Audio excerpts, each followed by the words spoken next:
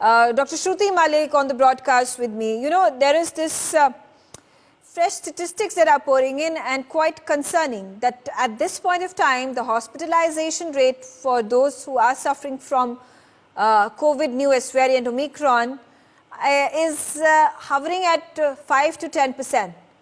But the likelihood of this percentage increasing to about 20 to 30%, as had been witnessed during second wave, is very, very likely in a very short span of time. How do you react to these figures?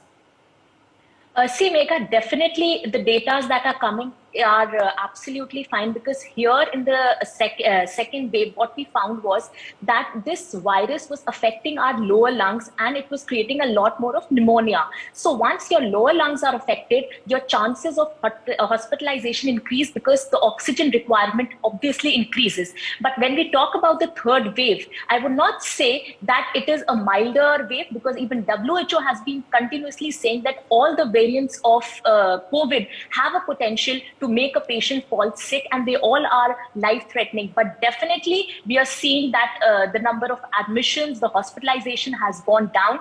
But one thing I would like to add here is that initially, if we talk about the Delta wave, the incubation period was somewhere close to 7 to 14 days, but here it is about 2 to 3 days. So after 2 to 3 days, if the symptoms appear, so we need to see that whether after 7 to 8 days, are there any cases coming up of hospitalization. But up till now, the data that has come up is that 88% of the Delhi hospital beds are vacant, which is obviously a good thing, and less than 2,000 hospitalizations have been done. If we talk about cases, with the present cases that are about 60,000 fresh total cases in Delhi. So that is very important. But one thing I would also like to tell you here is that all these cases that are coming up are mostly of some or the other kinds of comorbidities. And also we need to be very, very cautious, because now is the time where we are going to see a lot many cases of patients who are elderly and children who are not vaccinated. Yeah. So that is something we really need to focus. Absolutely. Dr. Malik, Dr. Swati has mentioned some important points, and if you take a look at what is happening in United States, in United Kingdom, a number of these doctors who have gotten a bout of COVID, the Omicron variant, they are invariably being called in again after 3 to 5 days of rest and asked to work in wake of the shortage of staff. Now that has also led to the cluster formation, where more and more people are getting contracted with the Omicron virus. Now, there have been reports that have come out that in Delhi itself, the government as well as private hospitals, there is extreme shortage of staff, because there have been these Omicron clusters that have been found in healthcare workers, in frontline workers, in doctors.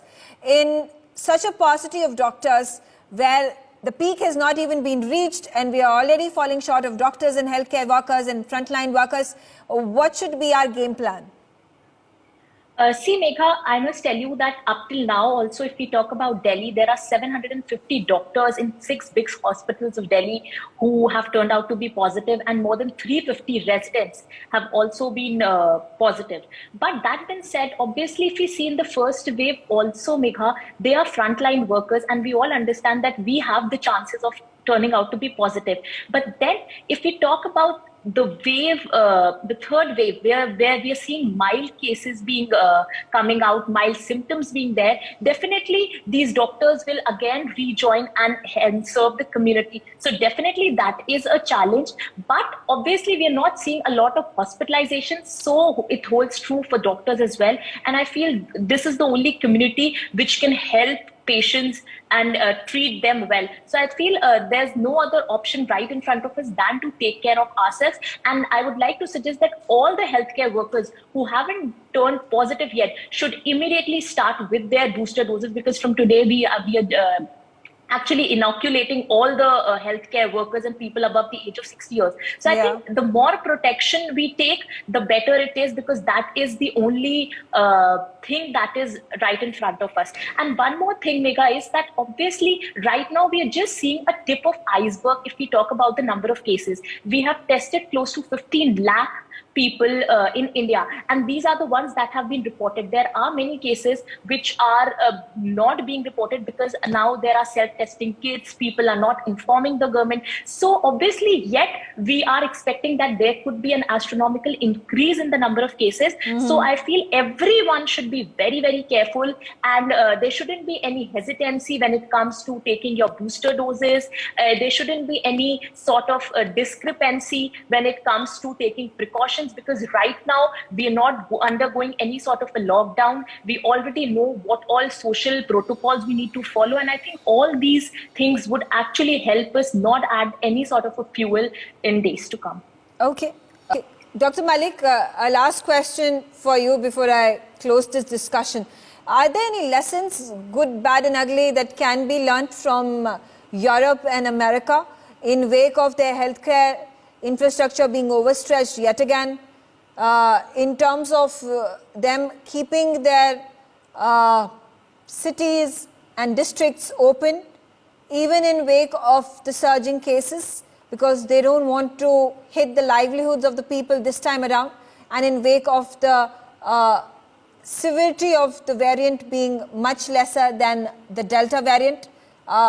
What should be our precedent that has been set by the West, taken over here in our country and Delhi specifically?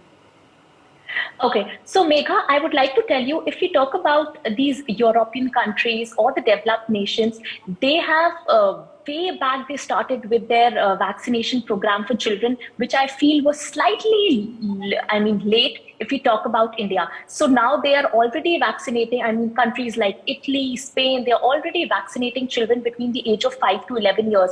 And we still have yet to go a long way to vaccinate them, firstly. Secondly, what I feel is that we need to actually see one thing which is very, very important, that our population, if we compare it with the other developed countries, is way more higher. And we are seeing that the trajectories are also very, very different. So we need to actually make sure that our system need to be much, much more stronger if we have to cater such a huge population. And lastly, I would just like to tell you is that there's a data which says that 9% of the Indian population have not got their first jabs also, and 35% haven't got their second jab. Yeah. So now you can understand it's a request to all the people that first get these vaccines done, your first and the second dose, and then they should come forward and get their boosters. And people who have the chances of comorbidities and all should also come forward, and without any sort of a hesitancy, because that is the only weapon right in front of us if we really want to fight this war. I absolutely agree with you, Dr.